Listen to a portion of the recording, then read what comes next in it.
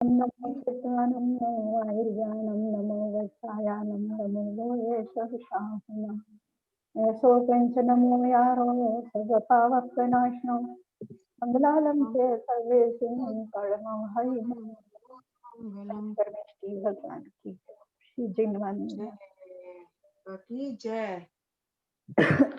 अपना जो है गुणस्थान चल रहा था तो वो कंप्लीट हो गया अपना गुणस्थान, जो जितना इसमें हमने थोड़ा सा लिया है जितना वैसे, तो उससे संबंधित अगर जो कोई चीज भी अगर समझ में नहीं आई या तो उसका आप रिवीजन करना चाहते हो तो रिवीजन कर लें एक बार, और या कोई चीज समझ में नहीं आई तो वो पूछ सकते हैं, नहीं तो फिर आगे चलते हैं, जैसा चाहो वैसा कर लेते हैं।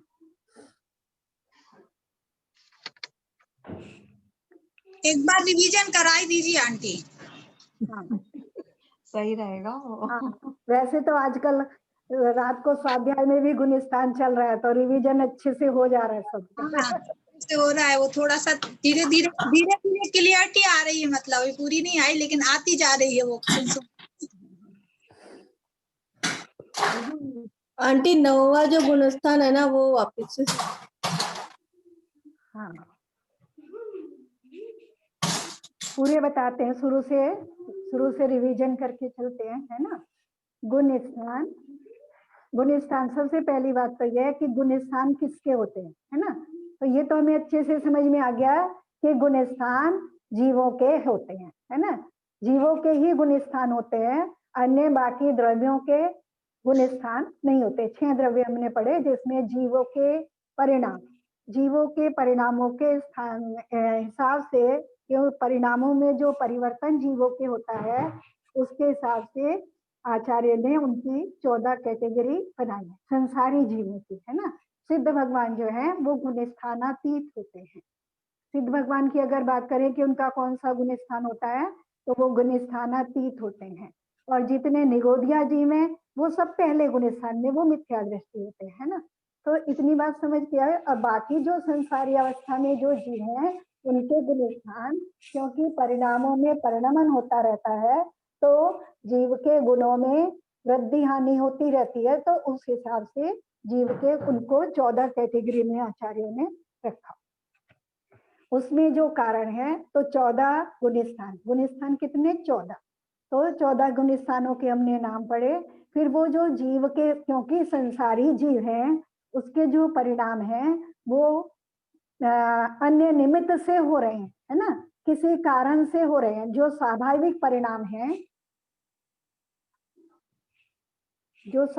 परिणाम है वो तो किसी कारण के बिना होते हैं, क्योंकि जो सिद्ध भगवान है अब वहां उनको कोई निमित्त नहीं है कि कोई उनका जो परिणमन हो रहा है वो स्वाभाविक परिणमन हो रहा है, इसलिए वहां कोई गुणस्थान नहीं है, वो गुणस्थान आतीत हैं। लेकिन संसारी जीवों के जो परिणाम बदल रहे हैं तो वो किसी ना किसी निमित्त से, निमित्त क्या है? कर्म, है ना। कर्म के उदय से, कर्म के क्षय से, क्षयोपशम से, उपशम से, इन कारणों से जो जीव के परिणाम बन रहे हैं, भाव बन रहे हैं, वो गुणस्थानों के अंतर्गत आते हैं। तो हमने उसमें 3 चीजें देखी, गुणस्थानों के नाम और कहाँ किस गुणस्थान में किस चीज का निमित्त, किस कर्म का निमित्त है, यानी निमित्त की कैसी अवस्था है, कर्म की कैसी अवस्था है, ये देखा। और उसके निमित्त से होने वाले जीव के हमने परिणाम देखे। तो 3 चीज देखी हमने। तो पहले और उसको जो आचार्यों ने मुख्य रूप से ये जो कैटेगरी बनाई है वो मोह और योग के निमित्त से है। मोह और योग के, ये इसकी परिभाषा भी है गुणस्थान की, कि मोह और योग के निमित्त से होने वाले आत्मा के अंतरंग परिणामों को गुणस्थान कहते हैं। इसमें यानी गुणस्थान किसे कहते हैं? आत्मा के अंतरंग परिणामों को। और किसके निमित्त से होने वाले? मोह और योग के निमित्त से। तो 12 गुणस्थान तक मोह का निमित्त है और 13-14 गुणस्थान योग के निमित्त से उनका कथन किया गया है। पहला गुणस्थान मिथ्यात्व गुणस्थान, नाम है मिथ्यात्व गुणस्थान। कर्म का उदय, दर्शन मून्य कर्म की मिथ्यात्व प्रकृति का उदय।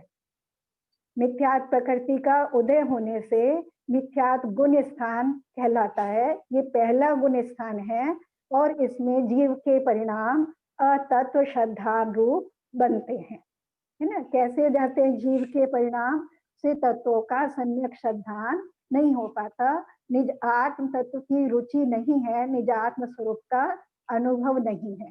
तो वो पहला गुण स्थान है जिसका नाम है मिथ्यात्व गुण स्थान।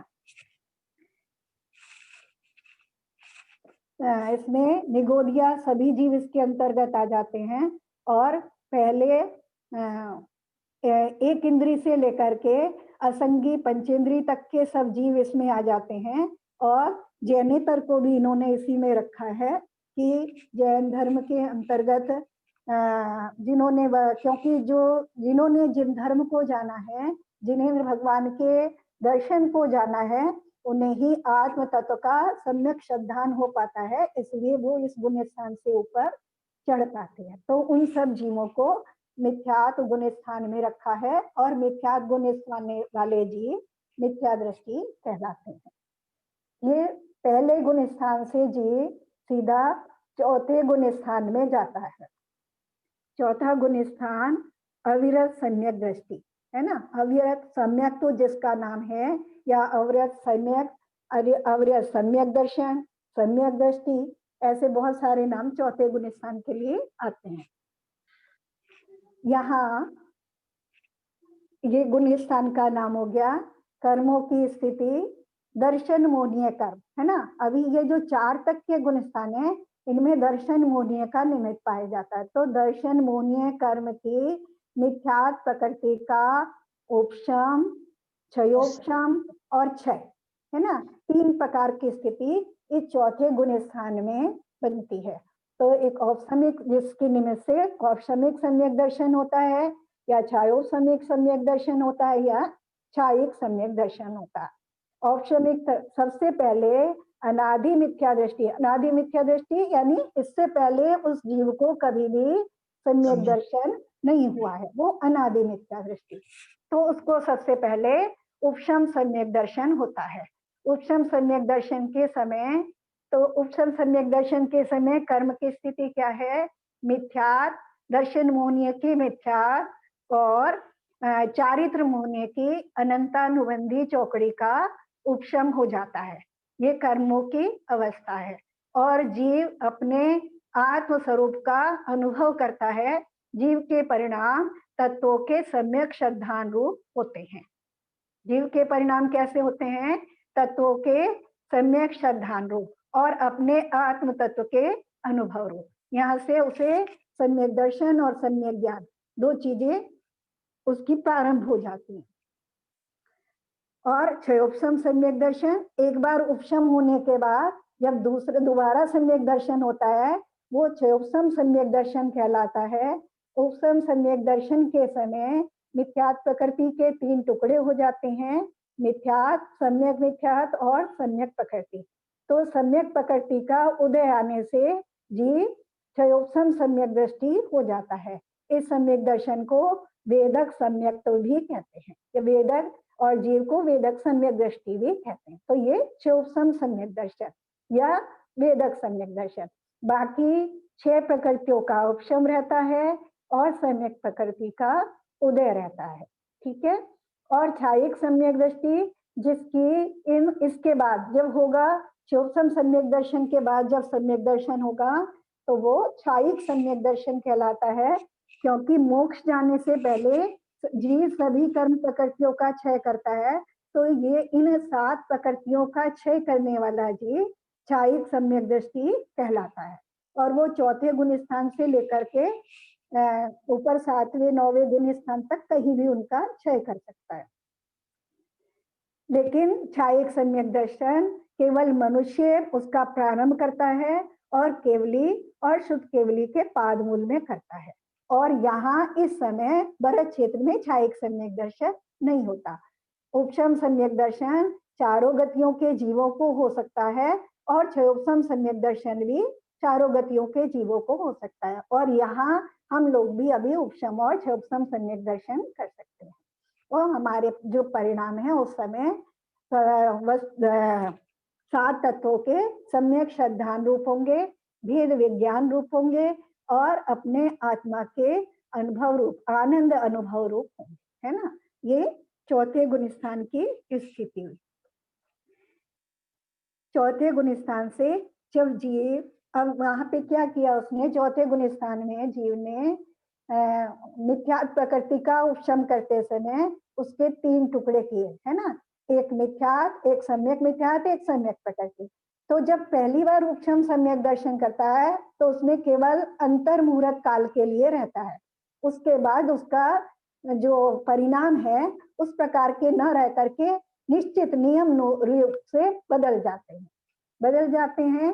तो अगर फिर से वो चौथे गुण स्थान में बना रहेगा तो सम्यक प्रकृति का उदय होगा और वो वेदक सम्यक दृष्टि हो जाएगा। लेकिन अगर सम्यक मिथ्यात्व प्रकृति का उदय आ गया तो उसका गुण स्थान तीसरा हो जाएगा। कौन सा गुण स्थान हो जाएगा? तीसरा गुण स्थान। इस गुण स्थान का नाम है सम्यक मिथ्यात्व या मिश्र, दोनों नाम है इसके, क्योंकि सम्यक मिथ्यात्व नाम से भी पता चल रहा है ना, सम्यक और मिथ्यात्व मिला हुआ। तो जीव के परिणाम कैसे होते हैं? जीव के परिणाम भी मिले हुए, सम्यक रूप और मिथ्यात्व रूप मिले जुले। श्रीखंड का इसके लिए उदाहरण दिया है आचार्यों ने, है ना। तो तीसरा गुण स्थान अंतर मुहूर्त के बाद, चौथे गुण स्थान से अंतर मुहूर्त के बाद अगर संयुक्त मिथ्यात्व प्रकृति का उदय आ जाता है तो जीव का तीसरा गुण स्थान हो जाता है, जिसे मिश्र गुण स्थान भी कहते हैं या संयुक्त मिथ्यात्व गुण स्थान भी कहते हैं।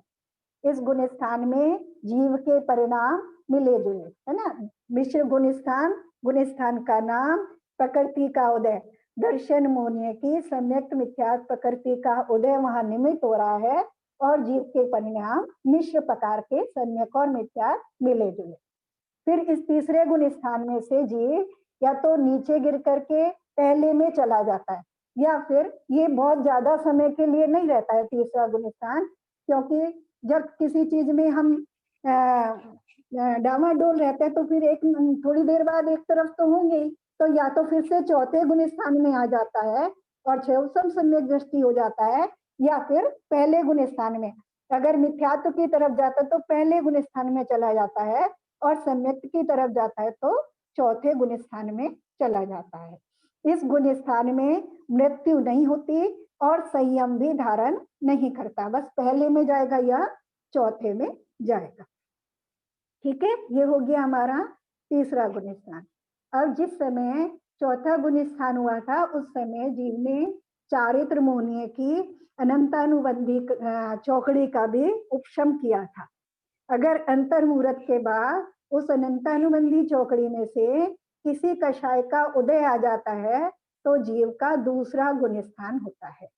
इस गुण स्थान का नाम है सासादन गुण स्थान, है ना। ये भी बहुत थोड़े समय के लिए होता है, जब चौथे से गिर करके पहले तक पहुंचने में, क्योंकि यहाँ से फिर नियम से पहले गुण स्थान में जाता है ना। तो इसका उदाहरण आचार्यों ने दिया है, जैसे पर्वत से गिर करके पृथ्वी तक पहुंचने में जितना समय लगता है बस इतना इस गुण स्थान का समय होता है, लेकिन इसमें मृत्यु हो सकती है और इन्हीं परिणामों से जीव दूसरे भाव में जा सकता है। इसका नाम है सासादन अनंतानुबंधी में से किसी एक कषाय का उदय और जीव के परिणाम भी उस कषाय के निमित्त से होने वाले उस प्रकार के परिणाम, और उसके बाद नियम से पहले गुण स्थान में आ जाता है। तो ये हमने चार गुण स्थान समझे, पहला, दूसरा, तीसरा, चौथा। पहले से सीधा चौथे में जाता है और नीचे गिरते हुए उसके तीसरा या दूसरा गुण स्थान होता है। ठीक है, इससे संबंधित अगर कोई प्रश्न है तो करें, नहीं तो फिर आगे चलते हैं।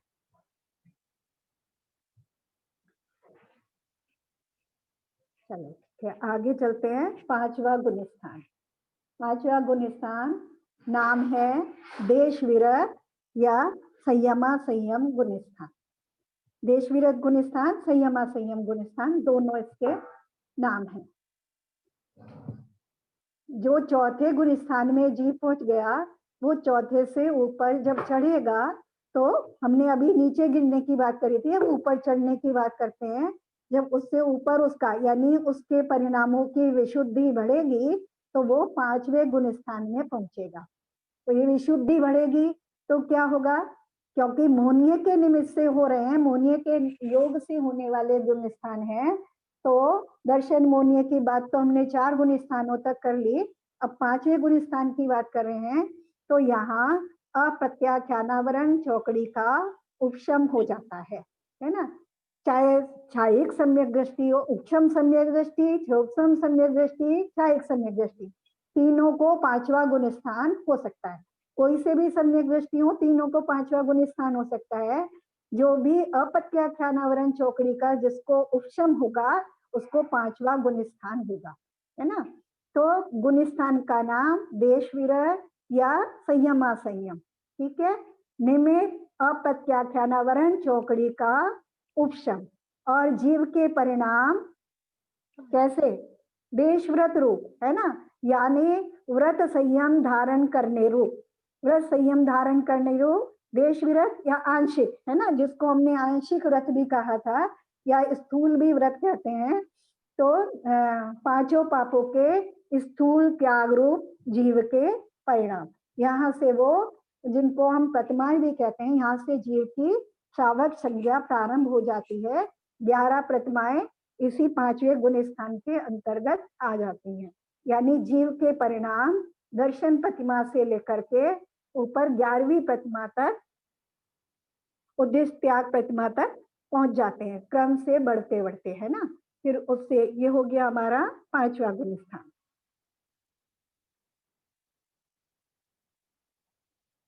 तीनों प्रकार के सम्यक दृष्टि को ये हो सकता है कि हमारा 6ठा गुण स्थान देश विरह या संयमा संयम गुण स्थान। 6ठे गुण स्थान का नाम है, नहीं सॉरी, प्रमथ संयत गुण स्थान। 6ठा गुण स्थान हमारा है प्रमथ संयत गुण स्थान। प्रमथ और संयत, मतलब प्रमथ का मतलब होता है प्रमाद और संयत मतलब पूर्ण संयम। संयत जहाँ पूर्ण संयम हो गया, यानी और यहाँ कर्म की स्थिति, गुण स्थान का नाम प्रमथ संयत और कर्म की स्थिति। अब तीसरी प्रत्याख्यानावरण चौकड़ी का उपशम, इस गुण स्थान में पहुंचता जब जीव है तो तीसरी कषाय चौकड़ी का उपशम, प्रत्याख्यानावरण चौकड़ी का उपशम करके इस गुण स्थान में पहुंचता है। लेकिन संज्वलन का उदय रहता है और प्रमाद का उदय भी इस गुण स्थान में हो जाता है, इसलिए रहता ही है, इसलिए इसका नाम प्रमथ संयत गुण स्थान है।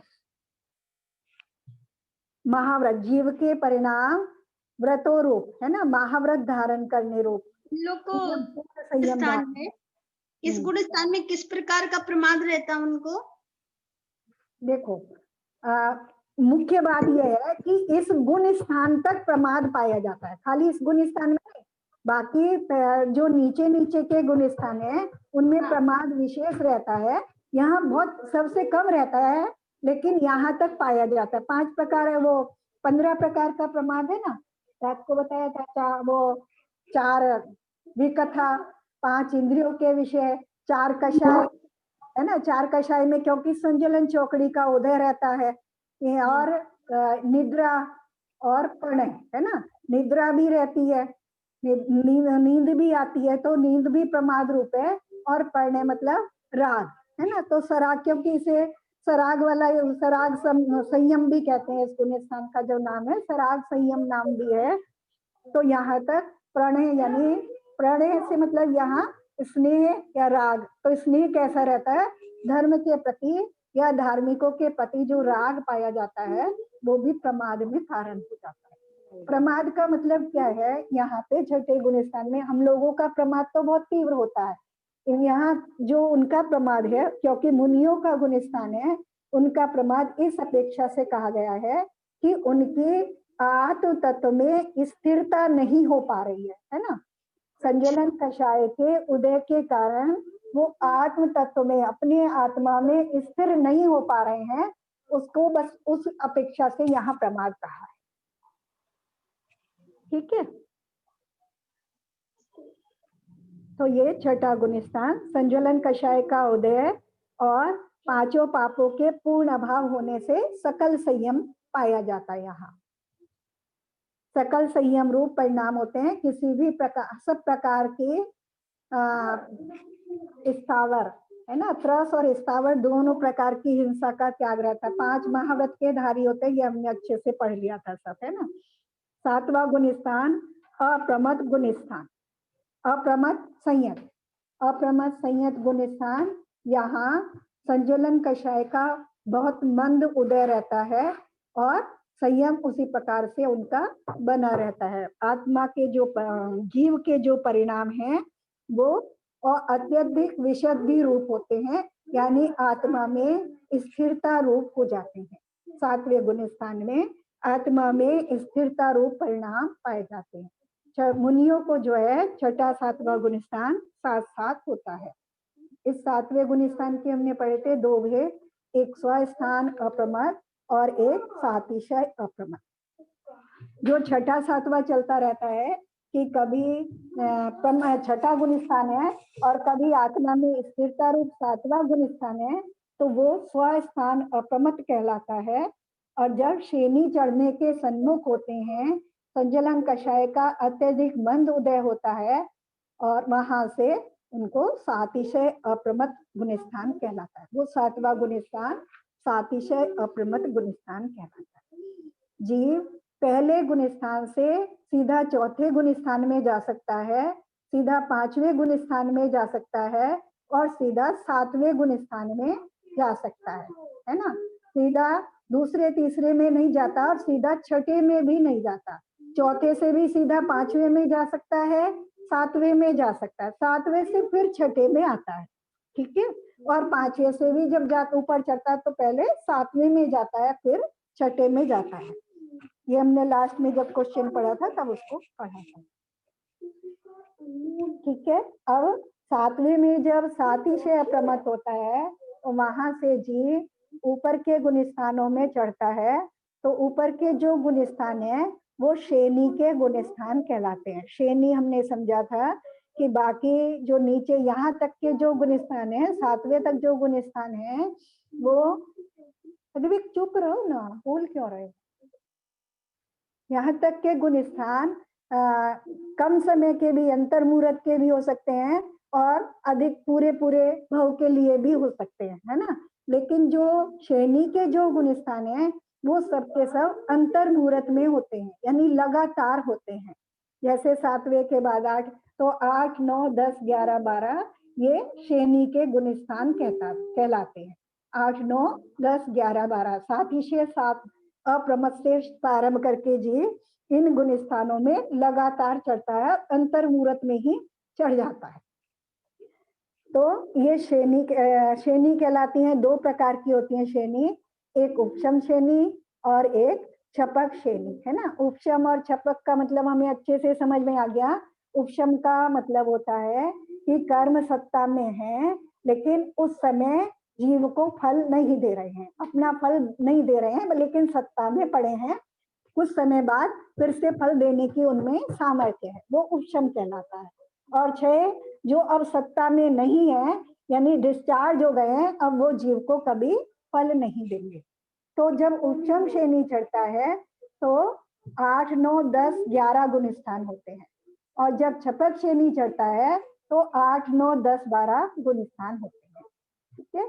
और परिणामों की निर्मलता दोनों में एक जैसी होती है, लेकिन वहां उपशम करता है, यानी कर्मों को दबाता जाता है, उस समय कर्म फल नहीं दे रहे होते हैं और जीव अपने आत्म अनुभव में निरंतर विशुद्धि की तरफ बढ़ता जाता है।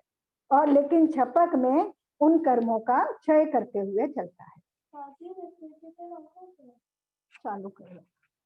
8वां गुण स्थान, तो 7वें से जब पहले चढ़ेंगे, क्रम है चढ़ने का, तो क्रम से ही चढ़ते हैं। यहाँ के सब गुण स्थान क्रम से हैं। 8वां गुण स्थान नाम है अपूर्व करण गुण स्थान। अपूर्व करण, अपूर्व का मतलब तो हमें पता है जो पहले ना हुए हो, और करण माने परिणाम यानी भाव। तो हम भावों की बात भी कर रहे हैं ना साथ में, जैसे उसमें निमित्त क्या है और उसमें जीव के भाव कैसे हैं। तो अपूर्व करण, इस गुण स्थान का नाम अपूर्व करण है और इसमें जीवों के भाव अपूर्व होते हैं। जो कषायों की स्थिति है वो जैसी सातिशय अप्रमथ में बनी थी वैसी ही बनी रहती है। 8वें गुण स्थान में यानी जो कर्मों का उदय है वो या तो उपशम रूप या जैसा भी है उसका जो है, अगर छायिक सम्यक दृष्टि है तो वो 7 का क्षय करके आया है और बाकी का उपशम करके आया है, तो उसकी वैसी बनी है। और कोई उपशम सम्यक दृष्टि है तो वो सबका उपशम करके आया, यहाँ तक कि जितनी हमने कर्मों की बात की, ठीक है। और अपूर्व करण, अपूर्व अपूर्व भाव होते हैं। क्या है, सब जीवों के अपूर्व अपूर्व भाव होते हैं। तो सब जीवों के, किन्हीं जीवों के भाव एक से भी हो सकते हैं और अलग अलग भी हो सकते हैं। इसको ऐसे समझेंगे कि जो संसार में असंख्यात लोक प्रमाण भाव है ना, असंख्यात लोक प्रमाण भाव हैं। जो अपूर्व करण में होने वाले भाव हैं उनको भी आचार्यों ने कहा है असंख्यात लोक प्रमाण है ना, पहले नहीं हुए ऐसे भाव असंख्यात लोक प्रमाण, यानी बहुत बड़ी संख्या में है। तो उसमें से जो 8वें गुण स्थान में जो जीव है ना, कोई भी जीव है, चाहे एक ही जीव है या बहुत सारे जीव हैं, तो उनके भाव जो पहले नहीं हुए वही होंगे, सब जीवों के अपूर्व होंगे, यानी उन्होंने वैसे भाव पहले नहीं किए होंगे, लेकिन जो 8वें गुण स्थान के सब जीव हैं उनकी अपेक्षा मिल भी सकते हैं और नहीं भी मिल सकते, ठीक है, दोनों प्रकार के हो सकते हैं। अपनी अपेक्षा से, एक जीव की अपेक्षा से, मान लो हमारा 8वां गुण स्थान है ना, मेरा 8वां गुण स्थान है, तो मेरे जो भाव होंगे 8वें गुण स्थान में वो आज से पहले कभी नहीं हुए होंगे, उस गुण स्थान से पहले कभी नहीं हुए होंगे। और तुम्हारे हैं, तुम्हारी अपेक्षा से भी वो अपूर्व ही होंगे, है ना। और मान लो 2 जीव एक साथ 8वें गुण स्थान में है, मैं भी हूं और तुम भी हो, तो हम दोनों के भाव एक जैसे भी हो सकते हैं और अलग अलग भी हो सकते हैं, ठीक है। बिल्कुल क्लियर है ना अच्छे से अपूर्व करण। ऐसा नहीं कि थोड़े से ही भाव हैं, गिने चुने भाव हैं, तो नहीं, ऐसा नहीं, बहुत तरह के भाव हैं, ठीक है। अपूर्व करण समझ में आ गया, यानी जिस गुण स्थान में आत्मा के अपूर्व अपूर्व परिणाम उत्पन्न होते हैं वह अपूर्व करण गुण स्थान है। नाम समझ में आ गया, जीव के भाव समझ में आ गए और कर्मों की स्थिति पहले जैसी है। अब चलते हैं 9वें गुण स्थान की, अनिवृत्तिकरण गुण स्थान, है ना। इस गुण का स्थान का नाम है अनिवृत्तिकरण। अनिवृत्तिकरण गुण स्थान एक समय में रहने वाले अनेक जीवों के परिणाम परस्पर में समान रहते हैं, उनमें भेद नहीं पाया जाता, उसे अनिवृत्तिकरण गुण स्थान कहते हैं। इसमें मोहनीय कर्म का स्थूल रूप से क्षय अथवा उपशम हो जाता है ना। इस गुण स्थान का एक नाम बादर सांपराय भी है ना। सांपराय माने कषाय, यानी बादर यानी स्थूल, है ना, स्थूल कषाय। तो यहाँ क्या है कि जो कषायों की स्थिति है, चारित्र मोहनीय की हम बात कर रहे हैं ना, तो जो उपशम श्रेणी वाला जीव है, अभी तक की उसकी बाकी तो उपशम में चल रही थी, लेकिन अभी संज्वलन का क्योंकि उदय चल रहा था, तो संज्वलन कषाय की चौकड़ी और 9 कषाय, है ना, यहाँ इन सब का उपशम करने वाला जीव यहाँ सबका उपशम कर देता है, स्थूल रूप से उपशम कर देता है, और एक सिर्फ क्या रह जाता है, एक सूक्ष्म लोभ बाकी रह जाता है। 9वें गुण स्थान में बाकी शब्द का उपशम हो जाता है, एक सूक्ष्म लोभ शेष रह जाता है, जिसके साथ वो 10वें गुण स्थान में जाता है। और जो क्षय करने वाला जीव है, जो छपक श्रेणी चढ़ रहा है, वो यहाँ अगर दर्शन मुनि की कोई प्रकृति शेष है, यानी क्षयोपशम सम्यक दृष्टि है, तो वो सम्यक प्रकृति का भी क्षय करता है, और अप्रत्याख्यानावरण का भी क्षय करता है, प्रत्याख्यानावरण का भी क्षय करता है, संजलन का भी क्षय करता है, और बाकी 9 कषायों का भी क्षय करता है। एक उसका भी मात्र सूक्ष्म लोभ रह जाता है, ठीक है। ये यहाँ कर्मों की स्थिति 9 पार्ट है इसके, क्रम क्रम से, कि जहाँ पहले इसका क्षय किया, फिर इसका क्षय किया, फिर इसका, तो क्रम क्रम से करता है। ये बहुत मतलब विषय है, थोड़ा लंबा सा विषय, लेकिन हमें बस इतना समझना है ना। तो कर्मों की स्थिति क्या, गुण स्थान का नाम अनिवृत्तिकरण या बादर सांपराय। कर्मों की स्थिति मोहनीय कर्म का उपशम, ठीक है, मोहनीय कर्म की, चारित्र मोहनीय की, दर्शन मोहनीय की पहले से उपशम में चल रही हैं, और चारित्र मोहनीय की बाकी जो प्रकृतियां रह गई उनका उपशम करता है, और एक सूक्ष्म लोभ के साथ 10वें गुण स्थान में प्रवेश करता है।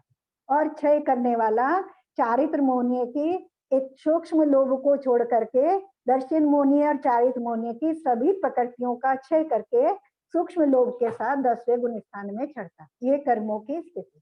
अब जीवों के परिणाम, है ना, जैसे हमने अपूर्व करण में पढ़ा था कि जीवों के परिणाम अपूर्व अपूर्व होते हैं, लेकिन इस गुण स्थान में जब भी कोई जीव 9वें गुण स्थान में जाएगा उनके परिणाम एक ही प्रकार के होते हैं, सब जीवों के। कोई भी जीव हो, है ना, एक जीव हो, 2 जीव हो, 10 जीव हो, जब भी वो उस 9वें गुण स्थान में जाएंगे तब वहां उनके परिणाम उसी प्रकार के, एक ही प्रकार के परिणाम होते हैं।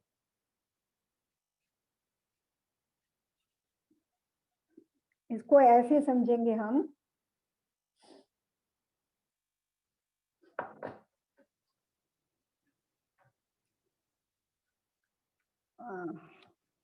उदाहरण से अभी बताती हूँ, घूम रहा है दिमाग में उदाहरण, तो अभी बताते हैं उसको।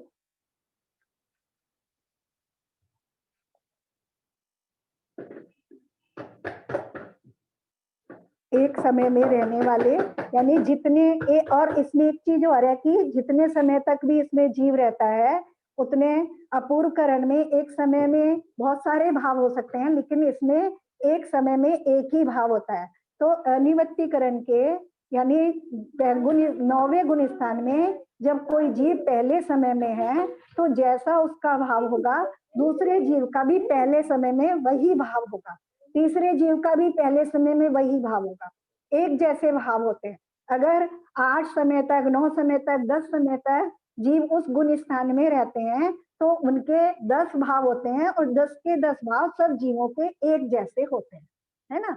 जैसे मान लो हम मंदिर गए, है ना, मंदिर गए तो जब तक मंदिर का दरवाजा नहीं खुला है, यानी हम मंदिर के दरवाजे के बाहर खड़े हैं और मंदिर का दरवाजा नहीं खुला है, वो मान लो वहां तक हमारा 8वां गुण स्थान है, तो वहां सबके अलग अलग तरह के भाव हो रहे होते हैं, है ना। लेकिन दरवाजा खुलने के बाद जब भगवान के दर्शन होंगे तो भगवान सबको एक जैसे दिखेंगे, है ना। तो सबके क्या होंगे कि हाँ भगवान दिख गए, एक ही प्रकार का भाव हो रहा है कि भगवान दिख गए, और हाथ जोड़ने के भाव हो रहे हैं, उनके दर्शन के भाव हो रहे हैं, उनकी पूजा के भाव हो रहे हैं, उनके विनय के भाव हो रहे हैं, तो सब जीवों के एक जैसे भाव होंगे।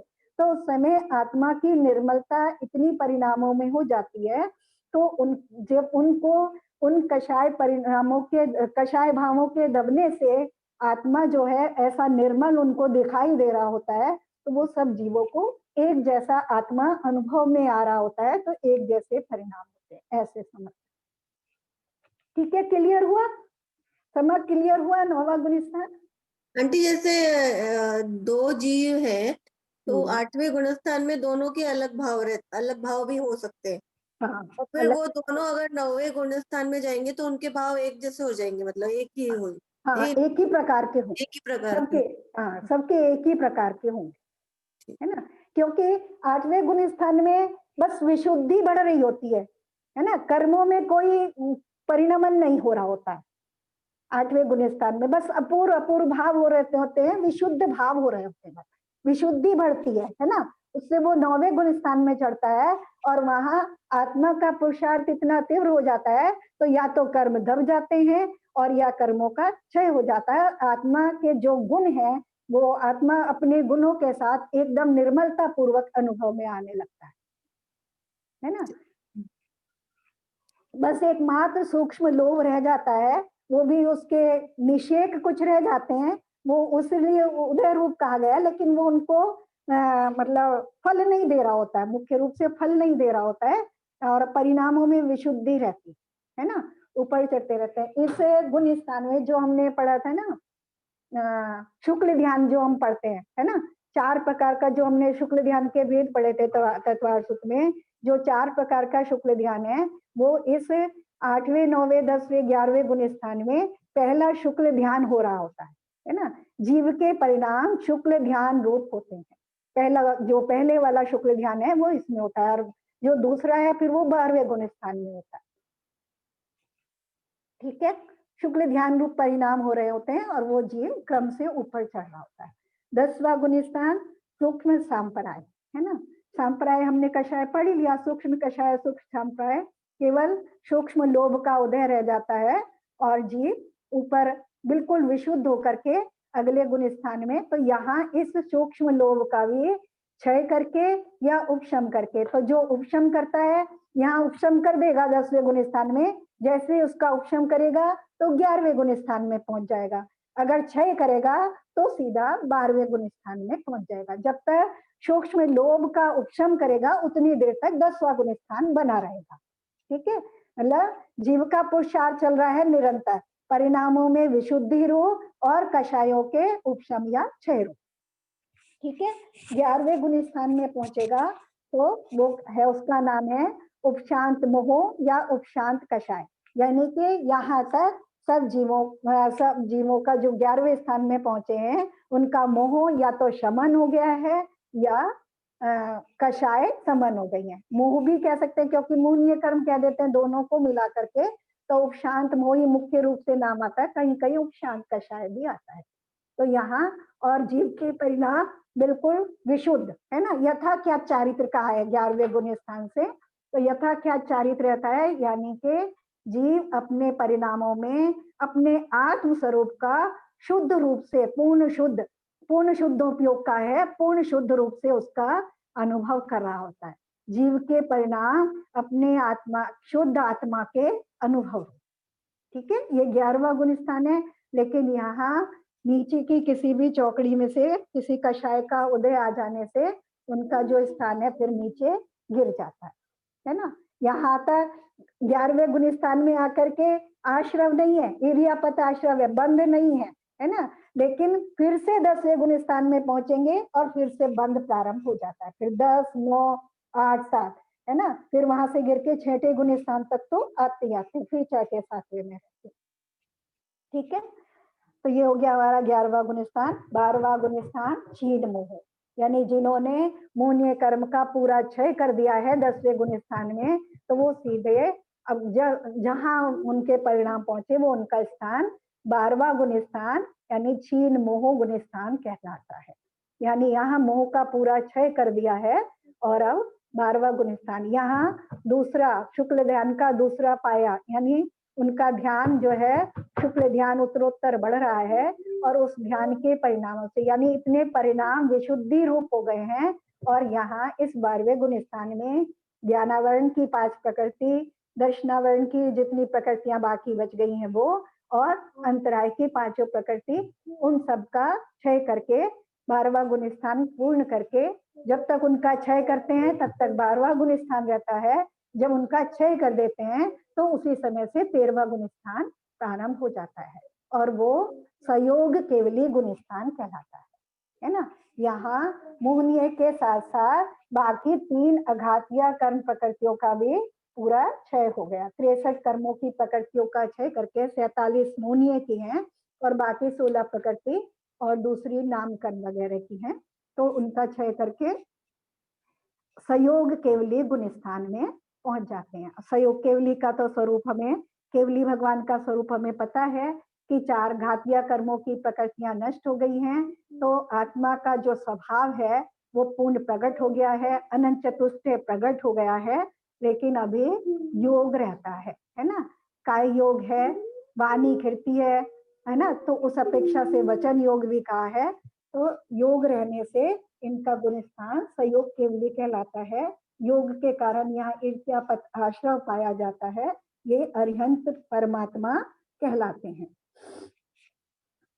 ठीक है, फिर इसके बाद 13वें गुण स्थान के अंत में तीसरा और चौथा शुक्ल ध्यान होता है और यहाँ बाकी कर्मों की प्रकृतियां रह गई हैं, यहाँ उनके क्षय का पुरुषार्थ बन पाता है। स्वयं होती है ये क्रिया, है ना, स्वयं गुण स्थान जो है, और जो आयु कर्म के अंत में है वो अयोग केवली गुण स्थान, जहाँ योगों का भी अभाव हो जाता है। इसका समय बहुत कम है, 5 हर्ष अक्षर के बराबर है, यानी ए ई उ री ली, ये 5 उच्चारण में जितना समय लगता है, अभी हमने बोला बस इतना 14वां गुण स्थान होता है। और उसके आंटी बाद 13वें गुण स्थान में कितना समय लगता है 13 से 14वें में जाने में? 13वें गुण स्थान में जीव बहुत समय तक, जैसे जिस समय केवल ज्ञान हुआ है ना, वहां 13वां गुण स्थान प्रारंभ हो गया है ना। उसके बाद जब तक मृत्यु होगी तब तक 13वां गुण स्थान है ना। जैसे महावीर भगवान को 42 वर्ष की आयु में केवल ज्ञान हो गया है ना, वहां उनका 13वां गुण स्थान प्रारंभ हो गया। और जब उनका आयु का क्षय हुआ 72 वर्ष की आयु में, तब तक उनका 13वां गुण स्थान बना रहा है ना।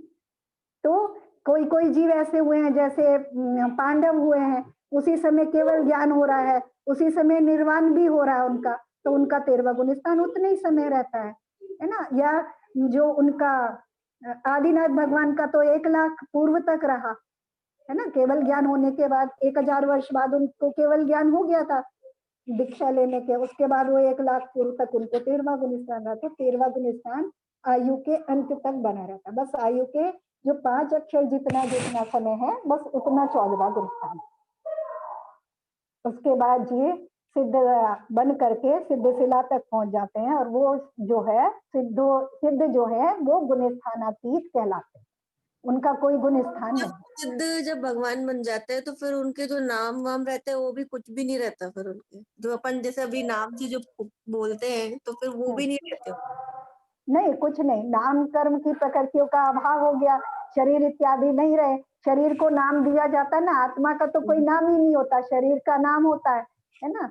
तो लेकिन उसको जो है हम अभी पढ़ेंगे, नए पढ़ेंगे ना प्रमाण नए, इसके बाद अगला लेसन हमारा तो भूतपूर्व नए से कहा जाता है। जैसे अभी भी हम उनको चंद्र प्रभु भगवान बुलाते हैं, वो तो सिद्ध हो गए है ना। तो लेकिन उससे सिद्ध होने से पहले वो चंद्र प्रभु के नाम से जाने जाते थे, तो अभी भी हम उन्हें चंद्र प्रभु के नाम से बुलाते हैं है ना।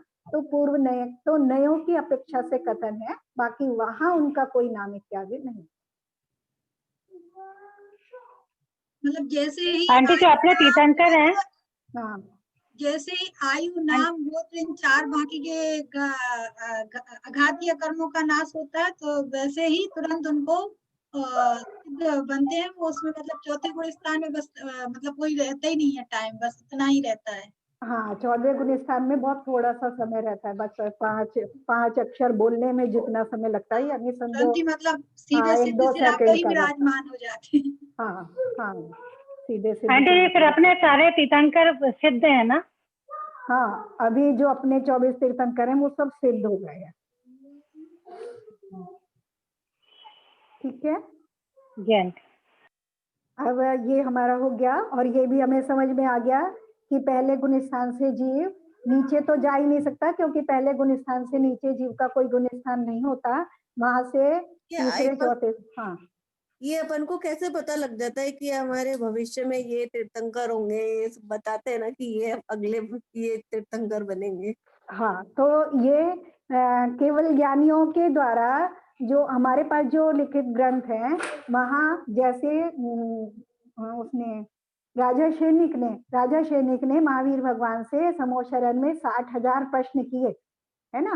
तो उसके वहां उनकी वाणी में जो खिरा है, उसके केवल ज्ञानी तो सब जान सकते हैं ना, तीनों काल की या तीनों लोकों के सब द्रव्यों की सब पर्यायों को जानते हैं, तो वो जानते हैं उनके माध्यम से। और अवधि ज्ञानी भी जान सकते हैं, मने प्रज्ञानी भी जान सकते हैं है ना।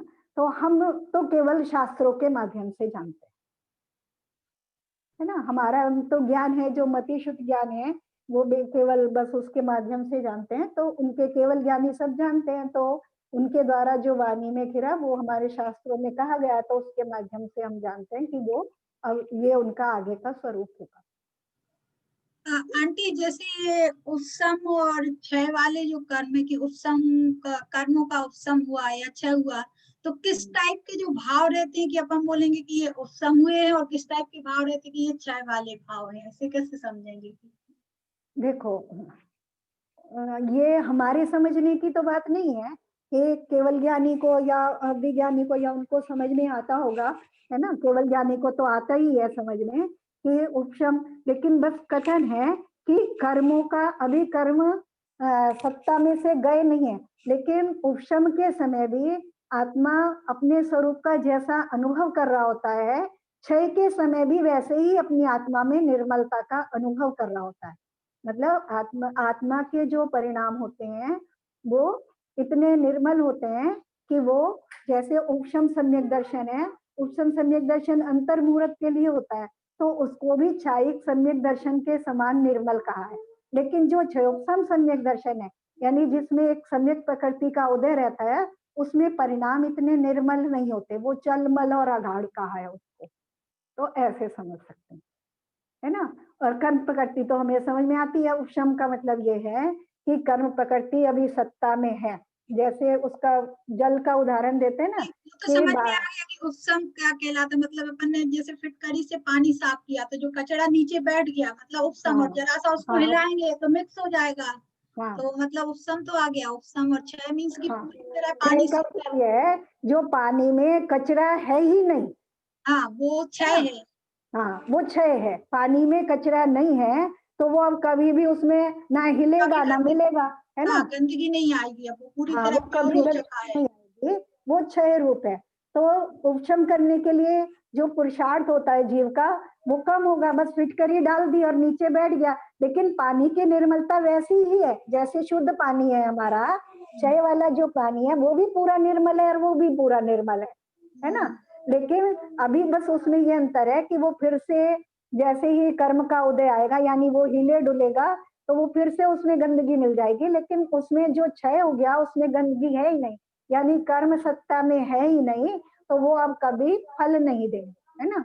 और वो और नवीन आश्रम का कारण भी नहीं बनेंगे। ये तो समझ में आ गया था, लेकिन मैंने कहा वही समझ जाती किस तरह के परिणाम होते हैं। लेकिन इसमें ना मोहनीय कर्म का ही विशेष कारण रहता है, तो इसीलिए मोहनीय की अपेक्षा से पूरी बात करिए। और उसमें भी मिथ्यात्व कर्म का जब तक उदय रहता है तब तक उसका निरंतर बंध भी होता है। अगर मिथ्यात्व कर्म का जिस समय उपशम हो जाता है उस समय मिथ्यात्व कर्म का बंध भी नहीं होता है। ठीक है, ठीक है।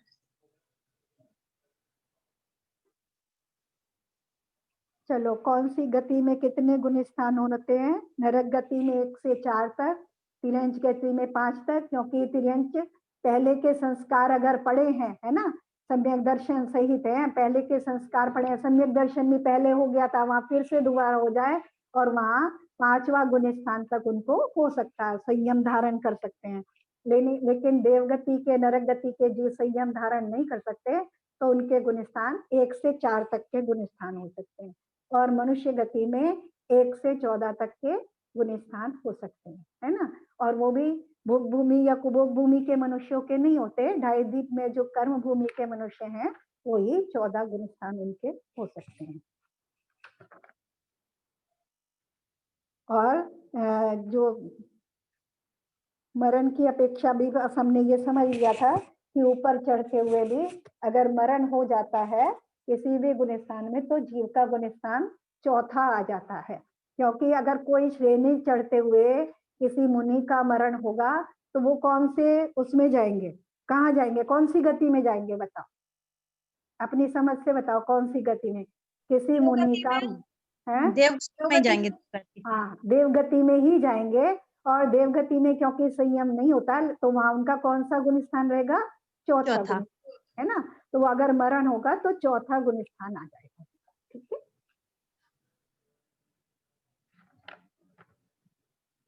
बस अभी इसमें तो इतना ही है और कोई मेरे ख्याल से अच्छे से हो गया रिवीजन। आंटी जी, हाँ, ये त्रियंच गति में जैसे बताया 1 से 5 तक मतलब गुण स्थान होते हैं, लेकिन देवगति में 1 से 4 ही होते हैं। हाँ, क्योंकि वहां पे संयम धारण करने के भाव, वहां की जो वहां का जो वातावरण है, वहां की जो परिस्थितियां हैं वो ऐसा निमित्त बनाती हैं कि जीव के परिणाम संयम धारण करने के नहीं हो पाते। वो अपनी अपत्यानाख्यानावरण चौकड़ी का उपशम या उपशम नहीं कर पाता, बस यही समझ लो, है ना।